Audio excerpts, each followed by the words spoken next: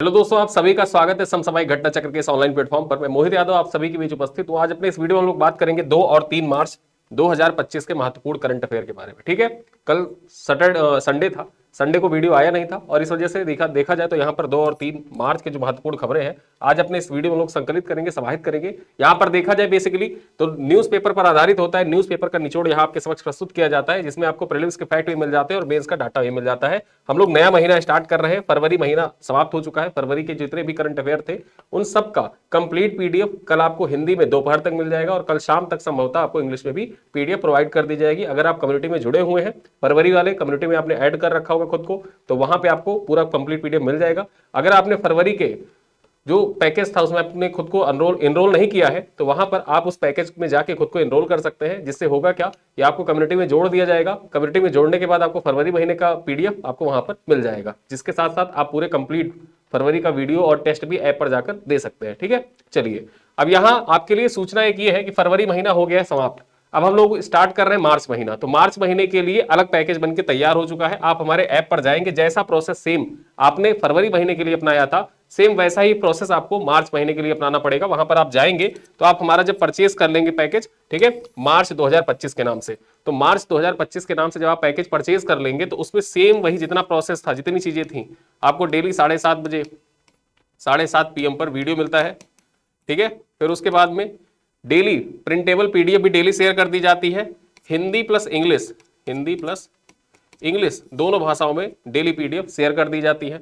आपको जो पीपीटी होती है एज अ क्लास पीपीटी, ये भी पूरी वहां पर शेयर कर दी जाती है ऐप पर। ठीक है, डेली 10 एमसीक्यू टेस्ट भी आता है, 10 एमसीक्यू टेस्ट आता है।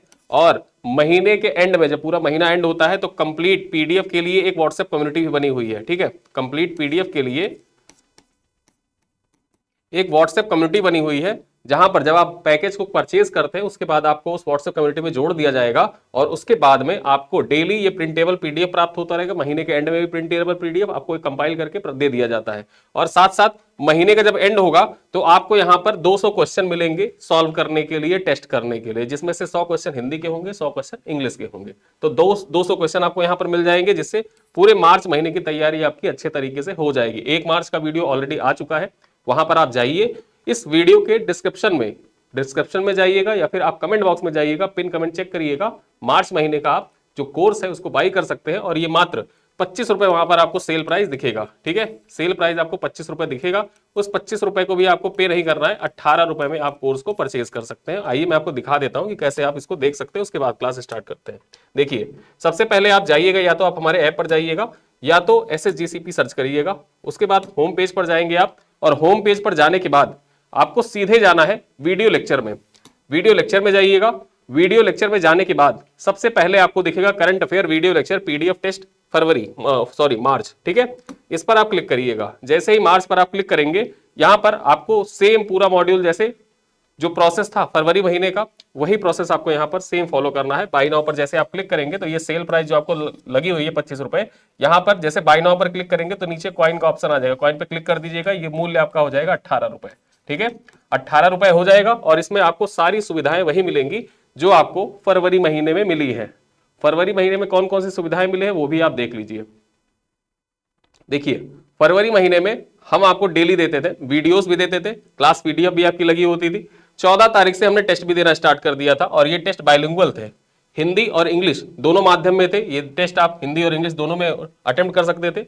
पूरे महीने का यहाँ पर आप देखा जाए तो पूरे महीने का लगा हुआ है। कल यहाँ पर जैसे ही पीडीएफ आपको शेयर कर दी जाएगी, पीडीएफ शेयर करने के बाद में वो जो 200 क्वेश्चन का 100 इंग्लिश और 100 हिंदी का टेस्ट है वो भी यहाँ पर लगा दिया जाएगा। उसके बाद आप फरवरी महीने का टेस्ट अटेंड कर सकते हैं और इसकी वैलिडिटी जो है, वैलिडिटी इसकी 1 साल की है। जिस दिन आप परचेज करेंगे, परचेज करने से 1 साल तक की इसकी वैलिडिटी होती है। 18 रुपए में आपकी कंप्लीट करंट अफेयर की तैयारी इससे हो सकती है। ठीक है, तो ये थी जानकारी कि आप कैसे परचेज कर सकते हैं मार्च का पैकेज। और कमेंट बॉक्स में जाइएगा, पिन कमेंट चेक करिएगा, वहां पर आपको लिंक मिल जाएगा, आप ज्वाइन करिएगा। ठीक है, चलिए स्टार्ट करते हैं अपने महत्वपूर्ण खबरों पे। और खबरों से पहले हम लोग देखेंगे दिवस जो आपके परीक्षा के दृष्टिकोण से इंपॉर्टेंट है।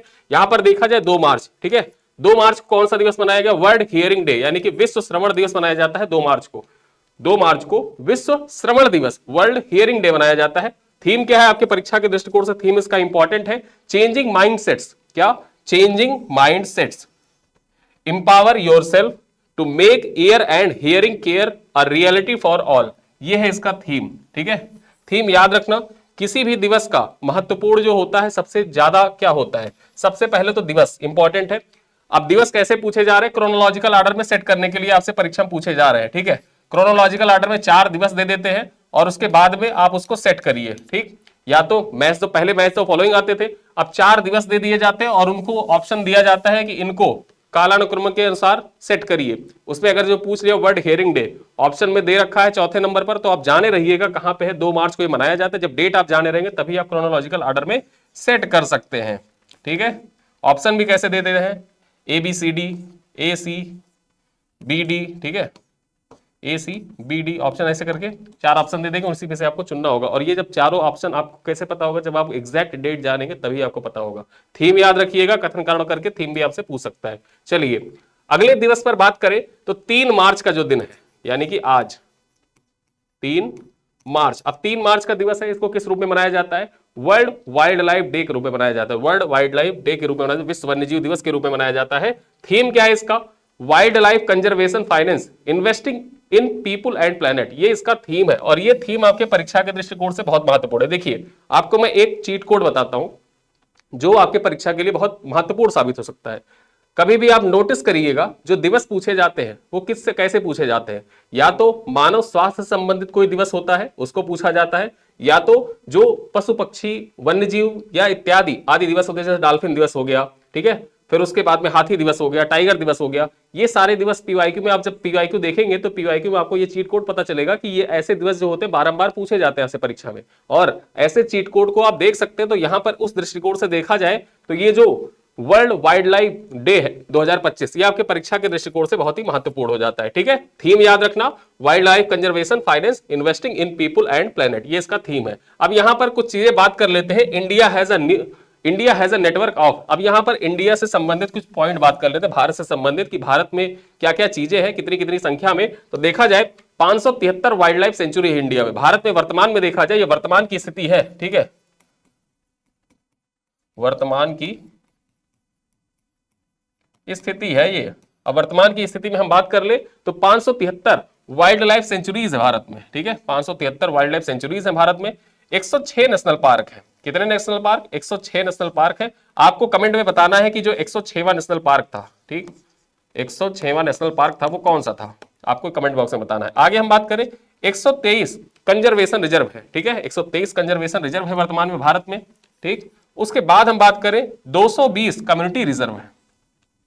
कम्युनिटी रिजर्व कितने हैं भारत में वर्तमान में, तो 220 कम्युनिटी रिजर्व है, 123 कंजर्वेशन रिजर्व है, 106 नेशनल पार्क है, 573 वाइल्ड लाइफ सेंचुरी है। ठीक है, अब यहां पर आपके लिए 2 प्रश्न है। सबसे पहला प्रश्न तो आपको यह बताना है कि जो 106वां, ठीक है, 106वां नेशनल पार्क था वो कौन सा था, और सबसे ज्यादा नेशनल पार्क किस राज्य में है, सबसे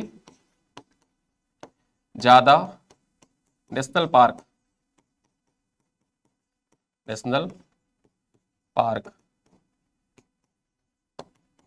किस राज्य में है, ये आपको बताना है कमेंट बॉक्स में। ठीक है, ये पॉइंट आपको कमेंट बॉक्स में बताने हैं, दोनों क्वेश्चन। चलिए अब चलते हैं अगली खबर पर, और जो आपके परीक्षा के दृष्टिकोण से इंपॉर्टेंट खबरें हैं, न्यूज़पेपर से रही खबरों को चर्चा करेंगे। यहां पर देखें, यहां पर पहली खबर क्या है, सीएम योगी आदित्यनाथ के सलाहकार का कार्यकाल विस्तार। जो सीएम योगी आदित्यनाथ के सलाहकार हैं, इनके कार्यकाल को विस्तार दिया गया है। पॉइंट्स क्या है, पॉइंट्स पर चर्चा करें।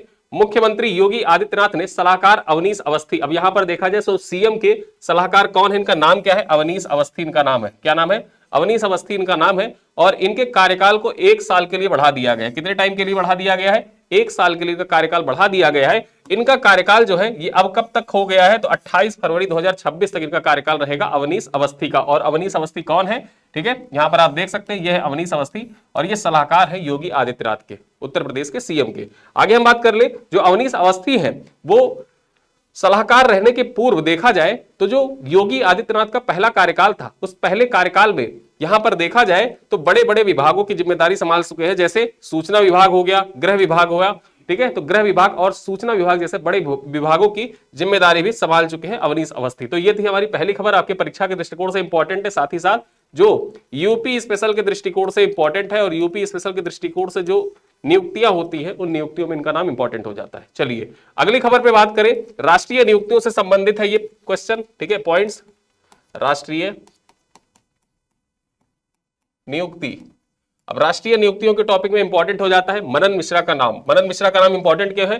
क्यों? बार काउंसिल ऑफ इंडिया के चेयरमैन फिर से बन गए हैं, ठीक है, bar council of India BCI के ये चेयरमैन बन गए हैं। पॉइंट्स क्या है यहां पर चर्चा कर ले तो वरिष्ठ अधिवक्ता और राज्यसभा के सांसद है मनन कुमार मिश्रा। इनका नाम क्या है? मनन कुमार मिश्रा, नाम याद रखना।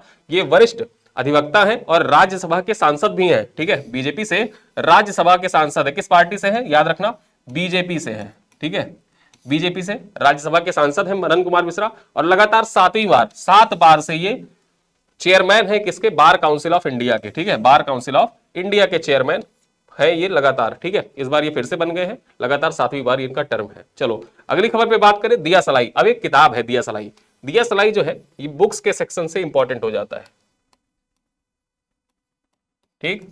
बुक्स के सेक्शन में देखा जाए तो ये पॉइंट आपके परीक्षा के लिए मोस्ट इंपॉर्टेंट हो जाता है। मोस्ट इंपॉर्टेंट क्यों?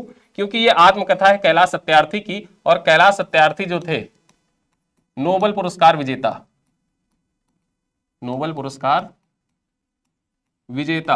अब आपको एक चीज यहां पर यह बताना है कि नोबेल पुरस्कार कैलाश सत्यार्थी को किस सन में दिया गया था, यह आप कमेंट करके बताइएगा, ठीक है। कुछ प्रश्न अब मैं डेली आपसे पूछूंगा, जो स्टैटिक के कुछ क्वेश्चन है ये मैं डेली आपसे पूछूंगा, ताकि साथ साथ में करंट भी आपका तैयार होता रहे और करंट से रिलेटेड कुछ स्टैटिक पॉइंट्स है तो वो भी आपके तैयार होते रहे। कैलाश सत्यार्थी को मलाला यूसुफजई के साथ में नोबेल पुरस्कार दिया गया था शांति का। अब यहां पर आपको सन बताना है किस सन में दिया गया था। पॉइंट्स पर चर्चा कर ले, दिया सलाई के बारे में जान ले।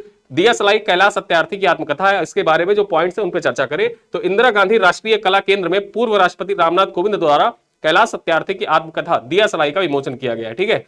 परीक्षा में आपसे डायरेक्टली पूछ सकता है कि दिया सलाई निम्नलिखित में से किस नोबेल पुरस्कार विजेता की आत्मकथा है, ठीक है। डायरेक्टली यही क्वेश्चन आपसे पूछ सकता है, जैसा मैंने आपसे पूछा कि दिया सलाई निम्नलिखित में से किस नोबेल पुरस्कार विजेता की आत्मकथा है? कैलाश सत्यार्थी की, ठीक है।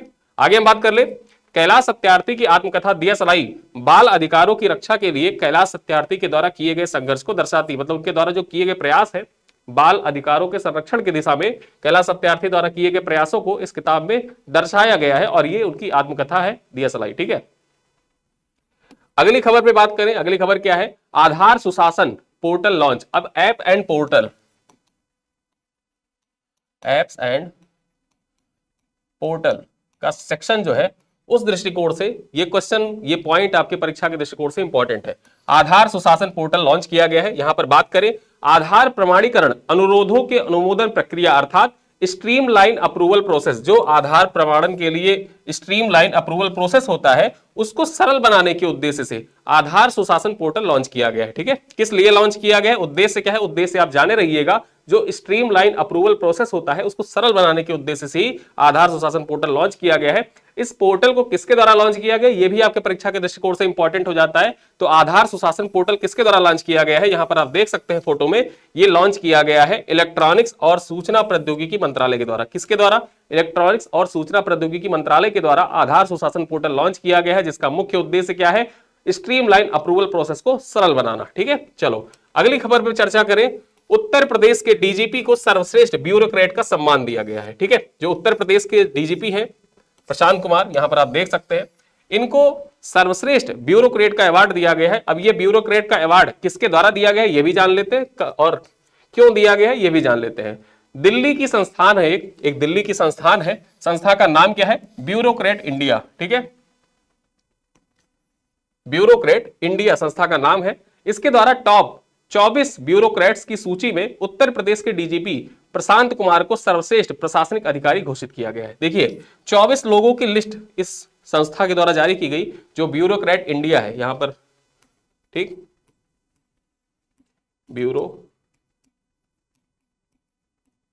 ब्यूरोक्रेट इंडिया नामक संस्था जो है इसके द्वारा 24 ब्यूरोक्रेटों की एक लिस्ट जारी की गई, और उस लिस्ट में देखा जाए जो उत्तर प्रदेश के डीजीपी हैं, क्या नाम है डीजीपी का? प्रशांत कुमार नाम है, इनको सर्वश्रेष्ठ प्रशासनिक अधिकारी घोषित किया गया। क्यों घोषित किया गया है ये भी जान लीजिए। उन्हें यह उपलब्धि महाकुंभ मेला में भीड़ प्रबंधन और उत्तर प्रदेश में बेहतर कानून व्यवस्था को बनाए रखने के लिए प्रदान की गई है। यानी कि महाकुंभ के दृष्टिकोण से देखा जाए तो महाकुंभ को दृष्टिगत रखते हुए ही उत्तर प्रदेश के जो डीजीपी हैं इनको सर्वश्रेष्ठ ब्यूरोक्रेट का सम्मान दिया गया है। आपके परीक्षा के दृष्टिकोण से इंपॉर्टेंट हो जाता है। जो पर्सनालिटीज होते हैं, पर्सनालिटीज के सेक्शन में ये पॉइंट आपके परीक्षा के लिए इंपॉर्टेंट है और अवार्ड के दृष्टिकोण से भी इंपॉर्टेंट है। ठीक, अवार्ड के दृष्टिकोण से भी इंपॉर्टेंट है। चलो अगली खबर पे बात करें। ये आपके परीक्षा के दृष्टिकोण से देखा जाए तो स्पोर्ट्स करंट अफेयर जो होता है, ठीक, वहां से आपके परीक्षा के लिए इंपॉर्टेंट हो जाता है स्पोर्ट्स के दृष्टिकोण से।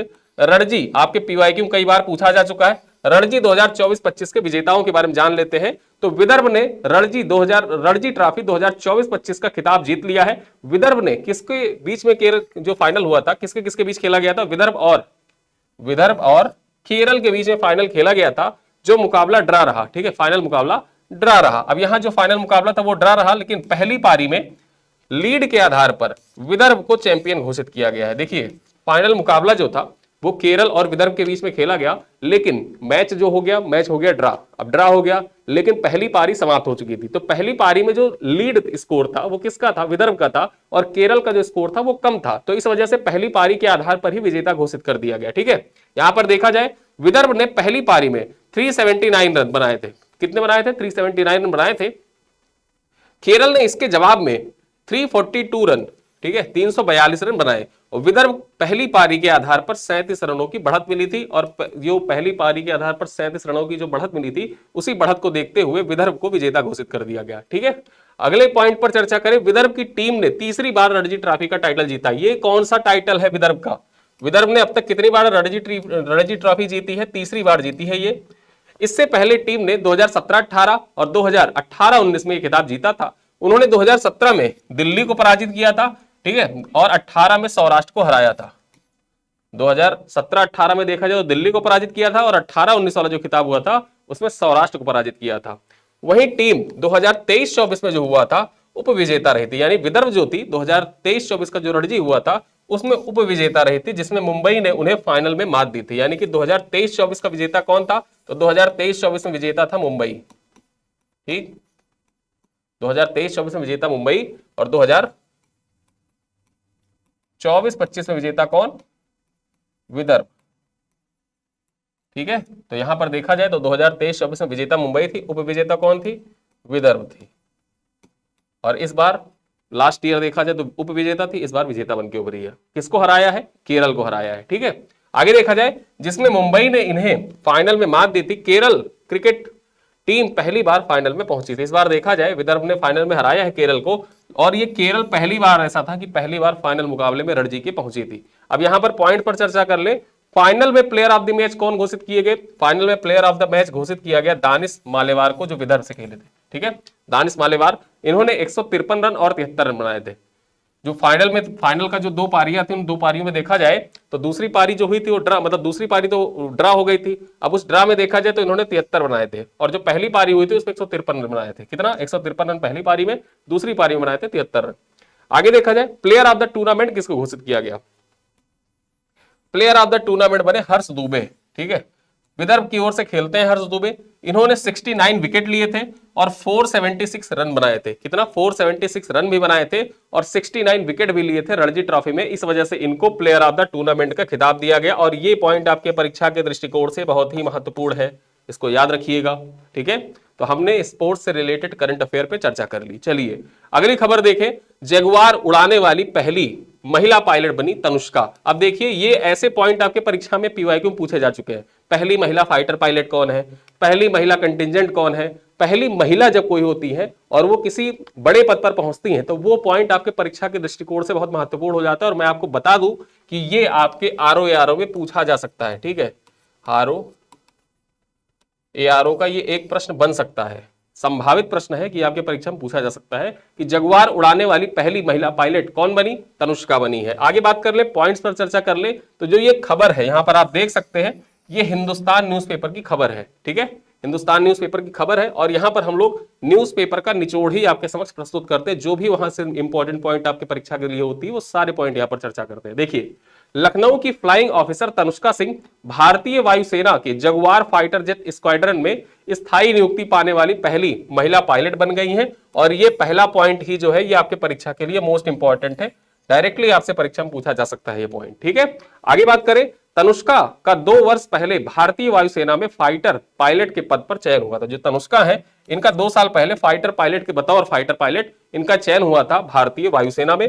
ठीक है, पॉइंट्स अगला क्या है, तनुष्का को फाइटर जेट स्क्वाड्रन में स्थायी नियुक्ति मिली है। अभी देखा जाए तो फाइटर जेट स्क्वाड्रन जो होता है उसी में इनको स्थायी नियुक्ति मिली है। और ये कौन सा फाइटर जेट उड़ाती है, जगुआर उड़ाती है। ठीक है, तो ये नाम आपके परीक्षा के दृष्टिकोण से इंपॉर्टेंट हो जाता है। जगुआर उड़ाने वाली पहली महिला पायलट कौन है, नाम क्या है इनका, तनुष्का नाम है। कहां से है ये, उत्तर प्रदेश के लखनऊ जिले से, उत्तर प्रदेश की राजधानी लखनऊ से है तनुष्का सिंह।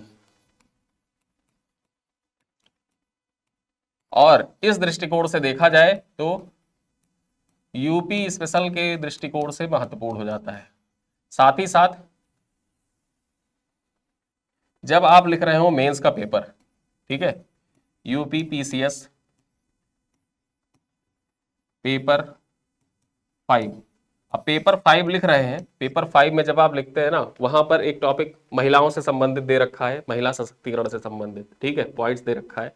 उस पॉइंट में उत्तर प्रदेश के जो ऐतिहासिक महिला है, जो इतिहास में जिनका नाम है, उनका नाम तो इंपॉर्टेंट हो ही जाता है। वर्तमान के संदर्भ में अगर जो पूछा जाए, जब आप वैसे क्वेश्चन लिख रहे हो तो वर्तमान से उसको करेक्ट कर दिया करिए कि उत्तर प्रदेश की जैसे ऋतु कलिधल हो गई, इसरो में कितना अच्छा काम किया, चंद्रयान 2 जो लॉन्च किया गया था, चंद्रयान 2 में उसमें देखा जाए तो उनका बहुत ही बड़ा योगदान था। चंद्रयान 3 में योगदान था, इसरो में काम किया, इसरो की वैज्ञानिक रह चुकी हैं।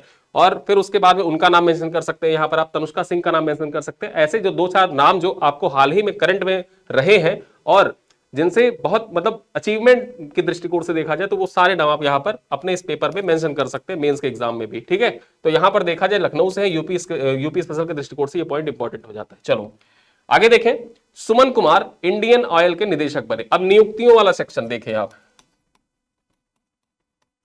नियुक्ति, यहां पर जितने भी करंट अफेयर मैं आज आपको बता रहा हूं ना, सारे मैं इसलिए बता दे रहा हूं कि आप उसका जो उपयोग जैसे आप पढ़ते हैं, जो तैयारी करते हैं, तो उसकी प्रासंगिकता क्या है, मैंने क्यों लगाया है पॉइंट, यहां पर स्लाइड क्यों लगे हुए हैं, उस स्लाइड की जो प्रासंगिकता है वो मैंने यहां पर बताने का प्रयास किया है कि कुछ भी आपको ऐसा नहीं बताया जा रहा है यहां पर जो आपको लगे कि इररिलेवेंट जैसा है। ठीक है, नियुक्तियों से संबंधित पॉइंट है।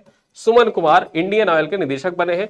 इंडियन ऑयल कॉर्पोरेशन लिमिटेड के बोर्ड में सुमन कुमार को निदेशक योजना एवं व्यवसाय विकास नियुक्त किया गया है। ठीक है, निदेशक योजना एवं व्यवसाय विकास नियुक्त किया गया है। इस पदभार को संभालने से पहले वे इंडियन ऑयल के कारपोरेट कार्यालय में कार्यकारी निदेशक के रूप में भी कार्य कर चुके हैं। ठीक है, जो इंडियन ऑयल का कारपोरेट कार्यालय है वहां पर कार्यकारी निदेशक के रूप में कार्य कर चुके हैं, रूप में एक्सप्लोरेशन एवं प्रोडक्शन के वर्टिकल का नेतृत्व कर चुके हैं। ठीक है, कॉर्पोरेट कार्यालय के देखा जाए तो कार्यकारी निदेशक के रूप में इन्होंने एक्सप्लोरेशन और प्रोडक्शन वर्टिकल का नेतृत्व किया था। किसने, सुमन कुमार ने। ठीक है, सुमन कुमार ने, और इनका नाम आपके परीक्षा के दृष्टिकोण से नियुक्तियों में इंपॉर्टेंट हो जाता है। चलिए अगली खबर पर चर्चा करें, भेल को सर्वश्रेष्ठ सार्वजनिक क्षेत्र के उपक्रम का पुरस्कार। यहां पर देखा जाए जो पुरस्कार अवार्ड वाली जो कैटेगरी है, अवार्ड वाली कैटेगरी में इंपॉर्टेंट हो जाता है, पीएसयू है और इस पीएसयू को अवार्ड दिया गया तो इस वजह से और इंपॉर्टेंट हो जाता है। इकोनॉमिक्स के सेक्शन से भी इंपॉर्टेंट हो जाता है, अवार्ड के सेक्शन से भी इंपॉर्टेंट हो जाता है। बात कर रहे हैं यहां भारत हैवी इलेक्ट्रिकल्स लिमिटेड को गवर्नेंस नाउ पीएसयू अवार्ड 2025 में, ठीक है, गवर्नेंस नाउ पीएसयू अवार्ड 2025 में एचआर उत्कृष्टता, सर्वश्रेष्ठ अनुसंधान और विकास पहल तथा लर्निंग एंड डेवलपमेंट में उत्कृष्टता श्रेणियों में सर्वश्रेष्ठ सार्वजनिक क्षेत्र का उपक्रम के रूप में चुना गया है। यहां पर देखा जाए 3 कैटेगरियां हैं। ठीक है, 3 कैटेगरियां हैं, वो 3 कैटेगरियां कौन कौन सी है मैं हाईलाइट करता हूं, आप देखिए इसे। पहली कैटेगरी है एचआर उत्कृष्टता, दूसरी है सर्वश्रेष्ठ अनुसंधान और विकास पहल, तीसरी है लर्निंग एंड डेवलपमेंट में उत्कृष्टता। ये 3 कैटेगरियां हैं। इन 3 कैटेगरियों में देखा जाए तो सर्वश्रेष्ठ सार्वजनिक क्षेत्र का उपक्रम घोषित किया गया किसे, भेल को, BHEL को। ठीक है, BHEL को। और आपको बताना है इसका पूर्ण रूप, वैसे पूर्ण रूप में पूछ रहा हूं, यहां पूर्ण रूप लिखा है तो ये पूछने का औचित्य नहीं है। ठीक है, चलो आगे देखें, नई दिल्ली में आयोजित कार्यक्रम में केंद्रीय कोयला एवं खान राज्य मंत्री सतीश चंद्र दुबे द्वारा यह पुरस्कार प्रदान किया गया। ठीक है, किसके द्वारा दिया गया है? केंद्रीय कोयला और खान राज्य मंत्री जो है सतीश चंद्र दुबे, उनके द्वारा प्रदान किया गया है। आपको यह बताना है कि केंद्रीय कोयला और खान मंत्री वर्तमान में कौन है। केंद्रीय कोयला एवं खान मंत्री वर्तमान में कौन है, यह आपको बताना है कमेंट बॉक्स में। ठीक है, चलो अगली खबर देखें। सुप्रसिद्ध लेखिका और यात्रा वृत्तांतकार डॉक्टर मीना प्रभु का पुणे में निधन हो गया है। अब यहां पर देखा जाए, जो ओबिचुरी होती है, निधन होते हैं, उस दृष्टिकोण से आपके परीक्षा के लिए इंपॉर्टेंट हो जाता है, आरओ के लिए महत्वपूर्ण है। ठीक, आरओ, एआरओ, बीपीएससी और यूपीपीसीएस 2025 के लिए बहुत महत्वपूर्ण है। अन्य एक दिवसीय परीक्षाओं के लिए तो इंपॉर्टेंट है ही, लेकिन सबसे ज्यादा इंपॉर्टेंट यहां पर आरओ के लिए हो जाता है। क्यों? आरओ जो निधन है, निधन की क्रोनोलॉजी पूछ रहा है। ठीक है, निधन की क्रोनोलॉजी पूछ रहा है। 4 नाम दे देगा आपको। ठीक है, 4 नाम दे देगा, ABCD, जिस तरह 2023 का पेपर हुआ था उसमें उसने 4 नाम दिया, और क्रोनोलॉजिकल ऑर्डर में सेट करने के लिए बोल दे किसका निधन पहले हुआ था और किसका निधन बाद में हुआ है। अब आपको निधन की डेट भी याद करनी होगी, महीना कम से कम। आप डेट नहीं याद कर सकते तो महीना तो याद ही कर सकते हैं। ठीक है, तो यहां पर देखें, सुप्रसिद्ध लेखिका और यात्रा वृत्तांतकार डॉक्टर मीना प्रभु का, ठीक है, डॉक्टर मीना प्रभु का, यहां आज लिख गया है, आज नहीं होगा, 2 मार्च। ठीक है, 2 मार्च को पुणे में निधन हो गया। वे 85 वर्ष की थी। मीना प्रभु का यात्रा वृत्तांत विभिन्न समाचार पत्रों और पत्रिकाओं में प्रकाशित हुआ। उनकी पहली यात्रा वृत्तांत का क्या नाम था? उनकी पहली यात्रा वृत्तांत आपके परीक्षा के दृष्टिकोण से इंपॉर्टेंट हो जाती है। अब यहाँ पहली यात्रा वृत्तांत का नाम है माझा लंदन। क्या नाम है? माझा लंदन जो है ये किसकी यात्रा वृत्तांत है? मीना प्रभु की यात्रा वृत्तांत है। ठीक है, 2 मार्च 2025 को, 2 मार्च 2025 को पुणे में इनका निधन हो गया, मीना प्रभु का। आगे हम बात करें, डॉक्टर मीना प्रभु को अनेक प्रतिष्ठित पुरस्कारों से सम्मानित किया गया है, जिसमें महाराष्ट्र साहित्य परिषद लाइफ टाइम अचीवमेंट पुरस्कार भी शामिल है। यहां पर देखा जाए तो महाराष्ट्र साहित्य परिषद लाइफ टाइम अचीवमेंट अवार्ड से भी मीना प्रभु को सम्मानित किया जा चुका है। अगली खबर क्या है? ट्रंप के करीबी सलाहकार एलन मस्क ने नाटो और संयुक्त राष्ट्र दोनों से संबंध तोड़ने की चेतावनी दी है। अब यहां पर देखा जाए बेसिकली न्यूज क्या थी, खबर यह थी, इस पॉइंट को आप GS paper mains, GS paper 2 के हिसाब से देखिएगा। वहां पर आप इन सारी चीजों को, जब आप इस पॉइंट को समझ जाएंगे तो आप वहां पर इस चीज को मेंशन कर सकते हैं, और ये क्वेश्चन, ऐसे क्वेश्चन आपसे परीक्षा में जरूर पूछे जाएंगे इस बार। ठीक है, क्योंकि देखा जाए अमेरिका एक के बाद एक फैसले लेते जा रहा है। पहले उसने यूएरेट्स बंद कर दी, फिर उसके बाद में देखा जाए WHO को छोड़ने की बात कर रहा, फिर उसके बाद देखा जाए तो जो पेरिस क्लाइमेट समझौता था उसको भी उसने छोड़ दिया। ठीक है, तो ऐसे दृष्टिकोण से देखा जाए अब अमेरिका यूएन को छोड़ने की बात कर रहा है और नाटो को भी छोड़ने की बात कर रहा है। उस दृष्टिकोण से ये इंपॉर्टेंट हो जाता है आपके परीक्षा के दृष्टिकोण से। पॉइंट क्या है? यूक्रेन संघर्ष में अमेरिका और उसके यूरोपीय सहयोगियों के बीच उभरते मतभेदों के बीच राष्ट्रपति डोनाल्ड ट्रंप के करीबी सलाहकार और सरकारी दक्षता विभाग जो है, सरकारी दक्षता विभाग, ठीक है, उसके प्रमुख कौन है? एलन मस्क है, ने सार्वजनिक रूप से नाटो और संयुक्त राष्ट्र दोनों से संबंध तोड़ने की चेतावनी दी है। ठीक है, बेसिकली हुआ क्या था, ट्विटर पे एक व्यक्ति था, उसने पोस्ट किया था कि अब समय आ गया है, जैसे यूक्रेन के जो राष्ट्रपति हैं और अमेरिका के राष्ट्रपति के बीच में जब तीखी बहस हुई, उसके बाद में एक व्यक्ति ने पोस्ट किया कि अब समय आ गया है कि भारत को अमेरिका को नाटो और जो यूएन है उसको छोड़ देना चाहिए। ठीक है, और उसी चीज पे, उसी का रिप्लाई करते हुए एलन मस्क ने कहा था आई एग्रीड, और हमेशा से ही इस चीज की वकालत करते रहे कि अमेरिका को अपने जो खर्च है, अमेरिका अपने सैन्य खर्च को 50% कम करना चाहता है। ठीक है, तो उस दृष्टिकोण से देखा जाए तो नाटो में सबसे बड़ा भागीदार जो देखा जाए, सबसे ज्यादा फंडिंग कौन करता है? अमेरिका करता है, और उसी दृष्टिकोण से पैसे ज्यादा खर्च होते हैं अमेरिका के, ऐसा एलन मस्क कहते हैं, और इसी वजह से चेतावनी दे रहे हैं कि नाटो को छोड़ देना चाहिए और यूएन को भी छोड़ देना चाहिए। आगे पॉइंट बात कर ले, वर्तमान में अमेरिका संयुक्त राष्ट्र और संबंधित संस्थाओं के अधिक धन मुहैया कराता है। यह पहली बार नहीं है जब मस्क ने नाटो को अमेरिका की सदस्यता पर सवाल उठाया है। उन्होंने इस बात पर जोर दिया कि अमेरिका नाटो के सैन्य व्यय पर लगभग 67% भुगतान करता है। जो नाटो का सैन्य भुगतान है, कुल सैन्य भुगतान, उसमें देखा जाए तो 67% अकेले अमेरिका ही वहन करता है। ठीक है, उसके बाद बात करें, जबकि वह अपने सकल घरेलू उत्पाद का केवल 3.5% ही खुद के रक्षा बजट पर खर्च करता है। अपना जो उसका खुद का सैन्य रक्षा बजट है उसमें केवल 3.5% खर्च करता है, जबकि वो जो नाटो का सैन्य बजट है, नाटो के सैन्य बजट में वो 67% खर्च कर देता है, ऐसा कहना है एलन मस्क का। आगे बात करें, राष्ट्रपति ट्रंप ने भी नाटो की आलोचना करते हुए अन्य सदस्य देशों से अपनी हिस्सेदारी बढ़ाने की आग्रह किया है। उन्होंने कहा है कि ऐसा नहीं हुआ तो वे अमेरिका को इस संगठन से अलग कर लेंगे। अगर उनका कहना है कि जैसे 67% सबसे ज्यादा हिस्सेदारी दे रहा है अमेरिका, नाटो बना हुआ है, देखा जाए तो बेसिकली नाटो के सदस्य, ज्यादातर सदस्य जो है वो है यूरोप के, तो नाटो के जो सदस्य हैं उन सदस्य देशों की भी ज्यादा से ज्यादा भागीदारी हो, वो भी फंडिंग करे, केवल अमेरिका ही फंडिंग नहीं करेगा, ऐसा कहना है डोनाल्ड ट्रंप का। इसी वजह से देखा जाए तो ये पॉइंट यहां पर आपके परीक्षा के दृष्टिकोण से इंपॉर्टेंट है, और इसको आप जीएस पेपर 2, ठीक है, आईआर के पेपर से, ठीक है, आईआर का जो सेक्शन होता है जीएस पेपर 2 बेस में, वहां पर आप इस सारी चीजों को मेंशन कर सकते हैं। अमेरिकी विदेश नीति और भारत, जो अमेरिका का विदेश नीति है, बदलती विदेश नीति, और उससे पूरे दुनिया पर जो प्रभाव है, उन प्रभावों के दृष्टिकोण से ये आपके पॉइंट्स इंपॉर्टेंट हो जाते हैं। अगली खबर क्या है, दुबई ओपन टेनिस चैंपियनशिप में पुरुष डबल्स विजेता। अब यहां पर देखा जाए जो दुबई ओपन टेनिस चैंपियनशिप के पुरुष डबल्स के विजेता है, इनके बारे में बात कर ले तो दुबई ओपन टेनिस चैंपियनशिप में भारत के यूकी भांबरी, क्या नाम है इनका, यूकी भांबरी इनका नाम है, और ऑस्ट्रेलिया के एलेक्सी पोपेरिनी की जोड़ी ने पुरुष डबल्स का खिताब जीत लिया है। आपके परीक्षा के दृष्टिकोण से इंपॉर्टेंट हो जाता है, किसने जीता है दुबई ओपन टेनिस चैंपियनशिप में जो डबल्स का खिताब है, भारतीय ने, एक भारतीय इसमें सम्मिलित है, इस वजह से ये पॉइंट भी आपके परीक्षा के लिए इंपॉर्टेंट हो जाता है। याद रखिएगा नाम क्या है इनका, यूकी भांबरी, ठीक है, यूकी भांबरी और एलेक्सी पोपरिन, ठीक है, पोपरिन इनका नाम है, ऑस्ट्रेलिया के हैं। आगे हम बात करें, इस जोड़ी ने 1 मार्च को फाइनल मुकाबले में फिनलैंड के हेरी हेलियोवारा, ठीक है, हेरी हेलियोवारा, ये कहां के खिलाड़ी हैं, फिनलैंड के खिलाड़ी हैं, और ब्रिटेन के खिलाड़ी हेनरी पैटन की जोड़ी को कितने से हराया, 3-6 से, 7-6 और 10-8 से पराजित किया।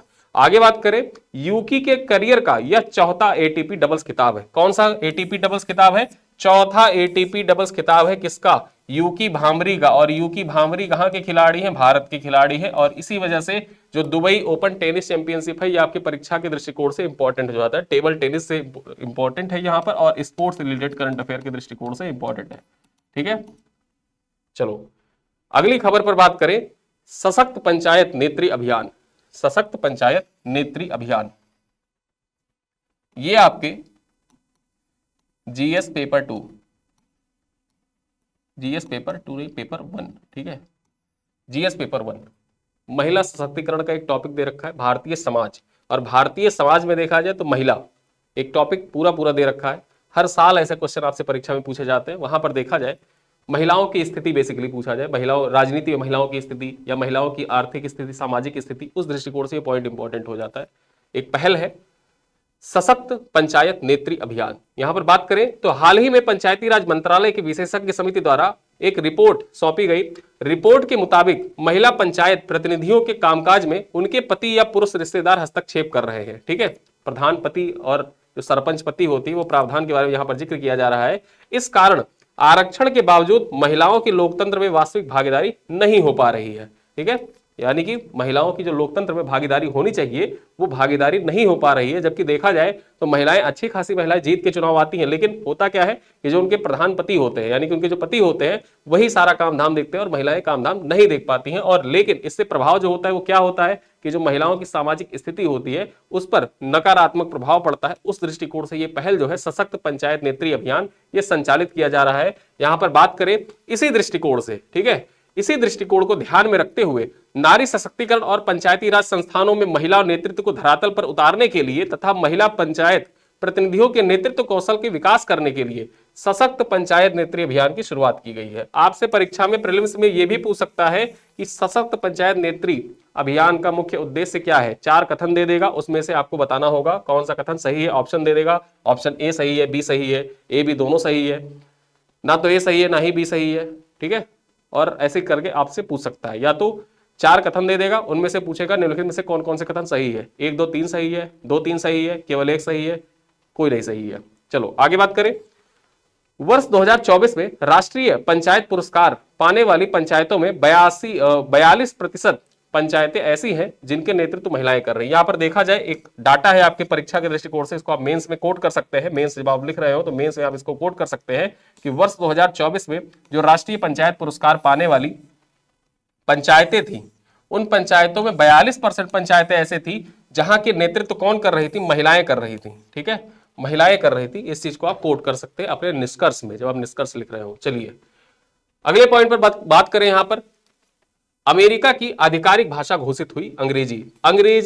अंग्रेजी को अमेरिका ने अपनी आधिकारिक भाषा घोषित कर दी है। अभी तक क्या था कि आधिकारिक रूप से अंग्रेजी अमेरिका की भाषा नहीं थी, लेकिन अपने कार्यकारी आदेश के माध्यम से डोनाल्ड ट्रंप ने अंग्रेजी को अमेरिका की आधिकारिक भाषा घोषित कर दी है। बात करें यहां अमेरिकी राष्ट्रपति डोनाल्ड ट्रंप का बड़ा फैसला लेते हुए अंग्रेजी को अमेरिका की आधिकारिक भाषा घोषित कर दिया। यह पहली बार है जब अमेरिका ने अपने लोकतांत्रिक इतिहास में संघीय स्तर पर अंग्रेजी को यह दर्जा दिया है। ठीक है, संघीय स्तर पर अंग्रेजी को यह दर्जा दिया है। अमेरिका के 30 से अधिक राज्यों ने, अमेरिका के जो 30 से अधिक राज्य है, उन्होंने अपने यहां पर जो अधिनियम होता है वो पारित कर रखा था कि अंग्रेजी जो है उसको आधिकारिक भाषा घोषित किया जाए। उसी दृष्टिकोण से देखा जाए तो ये आपकी परीक्षा के लिए इंपॉर्टेंट हो जाता है कि हाल ही में किस भाषा को अमेरिका ने अपना आधिकारिक भाषा घोषित किया है, अंग्रेजी को। ठीक है, अब यहां पर कुछ चीजें जान लेते हैं अंग्रेजी के बारे में। दुनिया में अंग्रेजी की स्थिति वर्तमान में देखा जाए तो अंग्रेजी की स्थिति कैसी है, यूनेस्को कहता है, यूनेस्को के मुताबिक बात की जाए दुनिया में अभी कुल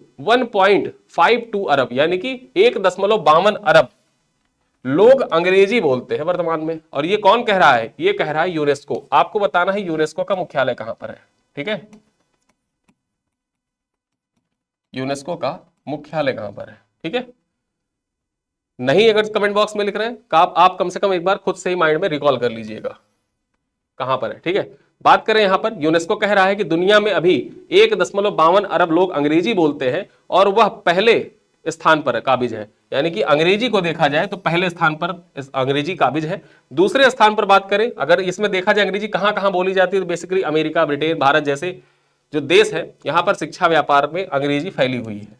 दूसरे स्थान पर बात करें, दूसरे नंबर पर चीन और ताइवान में बोली जाने वाली भाषा जो मंदारिन है। ठीक है, मंडारिन भाषा जो है इसकी संख्या कितनी है, कितने लोग बोलते हैं, 1.14 करोड़ लोग ऐसे हैं। ठीक, अरब लोग ऐसे हैं जो मंदारिन बोलते हैं। ठीक है, ये कह रहा है यूनेस्को का ये डाटा है। आगे बात करें भारत में अंग्रेजी की हालत। भारत में अंग्रेजी की हालत कैसी है, भारत में संविधान के अनुच्छेद 343(1) के अनुसार संघ की राजभाषा हिंदी और लिपि देवनागरी होगी। ये प्रावधान याद रखिएगा, किस प्रावधान में है, जो भारत की राजभाषा हिंदी और लिपि कौन सी होगी, देवनागरी होगी। यह प्रावधान किया गया है 343(1) में। यह प्रावधान 26 जनवरी 1950 को लागू हुआ जब भारत गणतंत्र बना। हालांकि उसी अनुच्छेद में यह भी कहा गया कि अगले 15 वर्षों तक यानी 1965 तक अंग्रेजी का प्रयोग संघ की आधिकारिक कार्यों के लिए जारी रहेगा। यानी कि जब भारत जब गणतंत्र बना उसके बाद देखा जाए ये प्रावधान लागू कर दिया गया था कि भारत की जो राजभाषा होगी, ठीक है, हिंदी होगी और लिपि जो होगी वो देवनागरी होगी, 343(1) में कहा गया। लेकिन इस साथ साथ ये प्रावधान भी कर दिया गया कि 15 वर्षों तक यानी कि 1965 तक अंग्रेजी का प्रयोग संघ की सभी आधिकारिक कार्यों के लिए किया जाता रहेगा। अंग्रेजी भारत की न्यायपालिका की एकमात्र आधिकारिक भाषा भी है। यहां पर यह पॉइंट आपके परीक्षा के लिए इंपॉर्टेंट हो जाता है कि जो न्यायपालिका की भाषा है, ठीक है, न्यायपालिका की एकमात्र आधिकारिक भाषा कौन सी है, अंग्रेजी है। ठीक है, और यहां जो ये 1965 तक का प्रावधान किया गया था, उसके बाद जब राजभाषा के लिए कमेटी गठित की गई और बहुत विरोध हुआ कि इंग्लिश को हटाने का विरोध हुआ कि इंग्लिश को खत्म कर देते हैं, ऐसा जब विरोध होना स्टार्ट हुआ और विरोध होने के बाद जब बहुत से विरोध होना स्टार्ट हो गया तो फिर अस्थायी समय तक के लिए या कोई निश्चित नहीं किया गया, जो अंग्रेजी की समय सीमा थी उसको बढ़ा दी गई थी। ठीक है, चलो आगे बात करें। Forum of women in public sector की राष्ट्रीय बैठक। अब जो forum of women in public sector की राष्ट्रीय बैठक है, इससे संबंधित पॉइंट्स जो है वो आपके परीक्षा के दृष्टिकोण से इंपॉर्टेंट है, चर्चा कर लेते हैं। Standing conference of public enterprises के तत्वाधान में forum of women in public sector की राष्ट्रीय बैठक नई दिल्ली में आयोजित की गई। कहां पर आयोजित की गई थी, नई दिल्ली में। आयोजक कौन था, standing conference of public enterprises ने इसका आयोजन किया था। ठीक है, इसका थीम क्या था, इस बैठक की थीम क्या थी, अपना सूरज स्वयं बनाए, अपना सूरज स्वयं बनाए, ये इसका थीम था। और यहां पर मुख्य अतिथि के रूप में कौन सम्मिलित हुई थी, तो इस राष्ट्रीय बैठक में मुख्य अतिथि के रूप में राष्ट्रीय महिला आयोग की अध्यक्ष जो है विजया किशोर रहाटकर जो है ये सम्मिलित हुई थी। ठीक है, और आपके लिए एक प्रश्न है कि जो राष्ट्रीय महिला आयोग है, राष्ट्रीय महिला आयोग की पहली अध्यक्ष कौन थी, पहली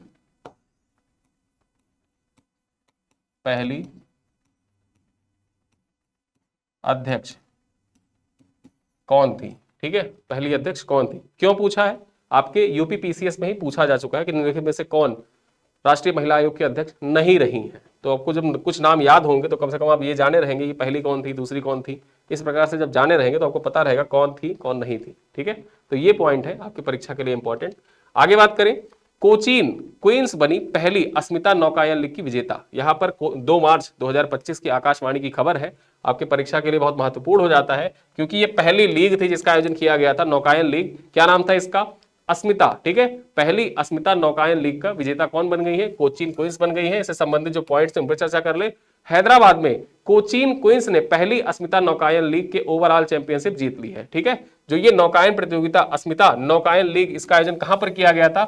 आयोजन जो हुआ था हैदराबाद में हुआ था। ठीक, आयोजन कहां पर हुआ था? हैदराबाद में इसका आयोजन किया गया था। किसने जीत लिया है? कोचीन क्वींस ने जीत लिया है। ठीक है, आगे बात करें, केरल की टीम ने 6 स्वर्ण 2 रजत और 1 कांस्य पदक जीता है। मेजबान हैदराबाद क्वींस, हैदराबाद क्वींस जो है, हैदराबाद क्वींस ने क्या जीता? हैदराबाद क्वींस ने 4 स्वर्ण जीता है, 1 कांस्य पदक जीता है और दूसरे स्थान पर रहा। यानी कि पहले स्थान पर कौन रहा? पहले स्थान पर कोचीन क्वींस रहा। ठीक है, केरल की टीम है कोचीन क्वींस, ये पहले स्थान पर रहा। वहीं पर देखा जाए तो जो हैदराबाद क्वींस है, ठीक है, हैदराबाद क्वींस दूसरे स्थान पर रहा मेडल टैली में। आगे बात कर ले, यह देश की पहली नौकायन लीग थी जिसमें टीमों का नाम शहरों के नाम पर था। जो इसमें टीम बनी थी, इन टीमों का नाम शहरों के नाम पर था। जैसे चेन्नई रानीस, Deccan queen, Bhopal waves queen, Cuttack rowing, Ludhiana team rowing और कोलकाता आर ओर्स। ठीक है, कोलकाता आर ओर्स, ये सारी टीमें थी और ये पहली नौकायन प्रतियोगिता थी जिसका नौकायन प्रतियोगिता में जो टीमों का नाम है वो शहरों के नाम पर रखा गया था। और कौन विजेता इस बार का रहा? याद रखिएगा, कोचीन क्वींस। ठीक है, ये भी स्पोर्ट्स से रिलेटेड करंट अफेयर के लिए इंपॉर्टेंट है। चलिए, आज हमने अपने अब तक के जितने पॉइंट पर चर्चा की उन्हीं पर आधारित कुछ प्रश्नों को भी देख लेते हैं। आज का सवाल क्या है बताइएगा। यहां क्वेश्चन नंबर 1 क्या कह रहा है? निम्नलिखित में से कौन सा कथन सही है? कौन सा कथन सही है? अवनीश अवस्थी का कार्यकाल 28 फरवरी 2027 तक बढ़ाया गया है। ठीक है, अवनीश अवस्थी का कार्यकाल जो है वो 28 फरवरी 2027 तक बढ़ाया गया है। वह योगी सरकार के पहले कार्यकाल, ठीक है, में गृह और सूचना विभाग की जिम्मेदारी संभाल चुके हैं। अब आपको बताना है कौन सा कथन सही है। केवल कथन 1 सही है, केवल 2 सही है, 1 और 2 दोनों सही है, ना तो 1 सही है ना ही 2 सही है। प्रश्न संख्या 2 क्या कह रहा है? निम्नलिखित में से कौन सा कथन सही है? कैलाश सत्यार्थी की आत्मकथा दिया सलाई का विमोचन पूर्व राष्ट्रपति रामनाथ कोविंद ने किया है। यह आत्मकथा बाल अधिकारों की रक्षा के लिए किए गए उनके संघर्षों को दर्शाती है। कौन सा कथन सही है आपको बताना है। केवल कथन 1 सही है, केवल 2 सही है, 1 और 2 दोनों सही है, ना तो 1 सही है ना ही 2 सही है। क्वेश्चन नंबर 3 कह रहा है निम्नलिखित में से कौन सा कथन सही है? कौन सा कथन सही है?